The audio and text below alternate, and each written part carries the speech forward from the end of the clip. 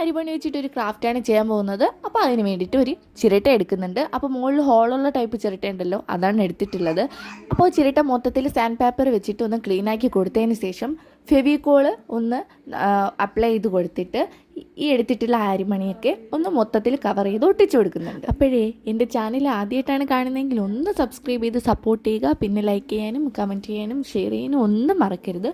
അങ്ങനെ അരിമണിയെല്ലാം ഒട്ടിച്ചതിന് ശേഷം ഞാൻ പിങ്ക് കളർ പെയിൻ്റാണ് എടുത്തിട്ടുള്ളത്. അപ്പോൾ അത് മൊത്തത്തിലൊന്ന് കവർ ചെയ്ത് അടിച്ചു കൊടുക്കുന്നുണ്ട്.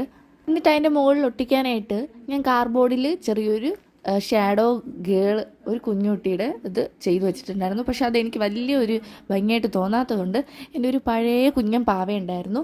അപ്പോൾ അതിന് ചെറുതായിട്ടൊന്ന് തുണിയൊക്കെ തച്ച് കൊടുത്തിട്ട് അതിൻ്റെ മുകളിൽ ഗ്ലൂ ഗണ്ണ് വെച്ചിട്ട് ഒട്ടിച്ച് കൊടുക്കുന്നുണ്ട്. അത് കഴിഞ്ഞിട്ട് ചെറിയ ചെറിയ ഡിസൈനിങ് പരിപാടികളൊക്കെ കഴിഞ്ഞ് സംഭവം സെറ്റാക്കി എടുത്തിട്ടുണ്ട്.